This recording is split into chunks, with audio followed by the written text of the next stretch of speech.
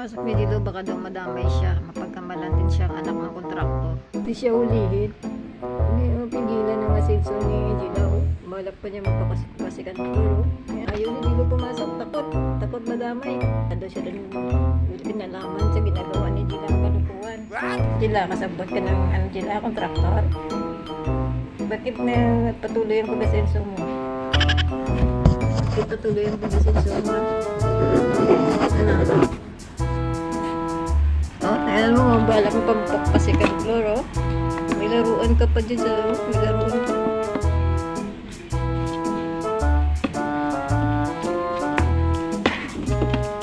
Oh, masaya siya kasi makapag-second floor na daw siya. Masaya siya kasi lumalaki na bahay niya. Hindi ka madamay. Matibay.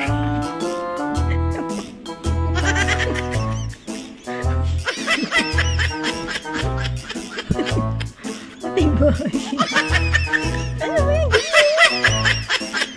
Pati ba naman bahay mo, binabudget mo? Ayusin natin yan. Gagawin natin yung second floor, ha? Kunin ko lang ang gunting. Sa labas na lang siya maglaro kasi baka madamay siya. Gumawa ang second floor. Paano? Pati bahay mo, binabudget mo. Tuloy, hindi matibay.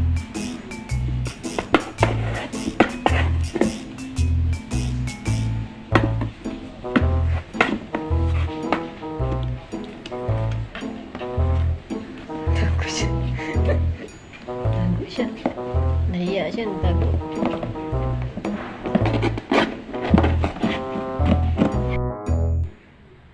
Lagot ka dito, pumasok ka dyan.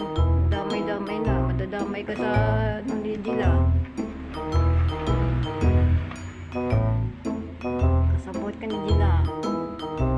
Anak kayo ng mga kontraktor siguro. Madamay na si Dilo. Lagot. Madadamay ka.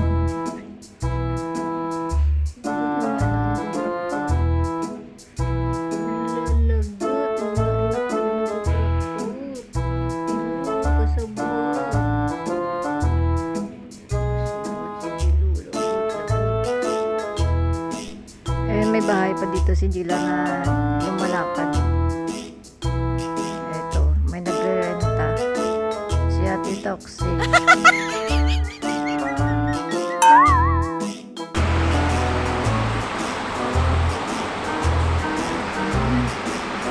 Nababasa mansion.